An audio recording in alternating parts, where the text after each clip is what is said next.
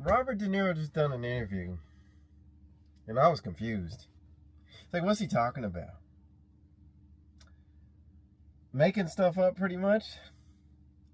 Saying that the Trump administration is going to start pulling people out of cars. Well, actually, the person interviewing him said that. And that there's no rule of law, and they're just doing whatever they want. This country's going down the toilet without any real demonstrations of any of these things they're claiming.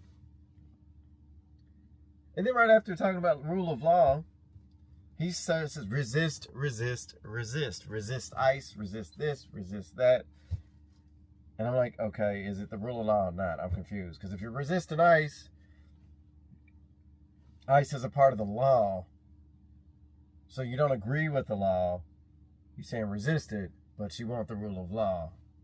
But the rule of law would require you follow the laws and that they be enforced by a government group, i.e. ICE, the police, National Guard.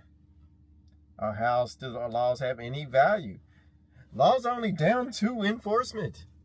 That's why some laws can be put on the books, but if they're not enforced, they're pretty much nothing. They're nothing burger. Nothing's going to happen. So I was confused on that. And then in the interview, they show a clip of him saying, oh, I forgot my lines. And then he thanked the people. And the interviewer goes, well, why'd you say that? And he tears up. Now, before this, though, let me backtrack a little bit. Before this, he described Trump as the enemy of the country, which is essentially saying everybody that voted for him voted for the enemy of America. Just want to note that. Now, let's get back to that question. Why did he say, I'd like to thank the people? He starts crying. I'm like, huh? Why is Robert... I'm walking here crying. He was crying, y'all. This one's gonna confuse the hell out of me. I just like, I don't understand none of this. He goes, you got to bring the people. You got to bring them together.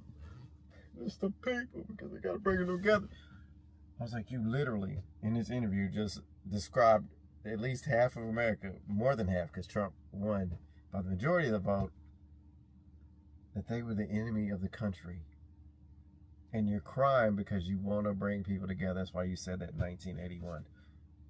Everything about that interview was a contradiction. It's one of the things where he basically likes to give advice but doesn't follow his own advice. He doesn't believe in his own advice. I don't think he's ever listened to himself speak. Because if he did, he'd be just as confused as I was. I was like, what is going on there? And why is he crying? Huh?